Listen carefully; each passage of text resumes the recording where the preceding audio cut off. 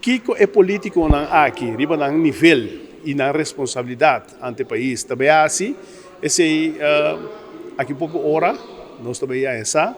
Passou no masco, agora mirando a hora, nós temos seguro já explico hora mais, já explico não, bem, quase, sim, já explico hora mais para baixo, para dia volto, então hora dia 21, já só bate nós também para dia 21, Kiko a subir realmente riba é empregado público que está atrás.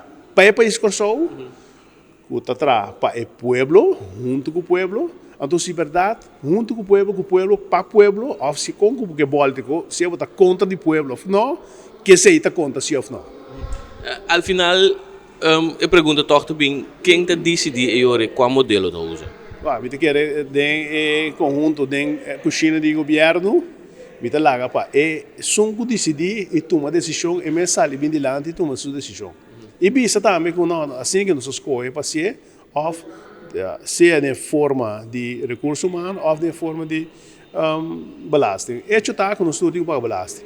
Mas o critério como está que de outro, daar gaat het mij om. Então, esse te cosco por ácido of é por aliviar o dolor que nós temos. Eu estou me bem back na uma pergunta anterior, que valor e expressão e brandbrief, se você me assine de senhora Van Huffelen tem. Agora que é isso que está paga gratificação, de alguma hora, para 24 horas lo pague aqui, pero que lo porta e repercussão e consequência de expressão de senhora Van Huffelen?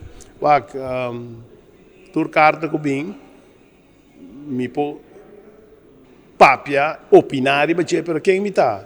Mi nota de driver seat, como tem tur e dados não, para me evaluar objetivamente, ya? Pero ya, se me bisam ponto ainda assim em zomar, a me diz a entende. Fora mi governo do me, ela paguei, e também paguei. Então, para me dar, que na assim riba nível de reino, esse é não assunto. Esse é como parte do pueblo, é setor público.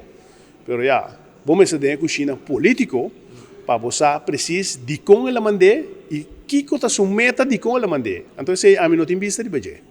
E pago de gratificação aqui, Sr. Vilches, você considera como logro, não se chega a algo que nós quer? Não, é tal. O pago de gratificação simplesmente é uma autoridade discrecionária que justamente o ministro ou o governo tem para cada empregado público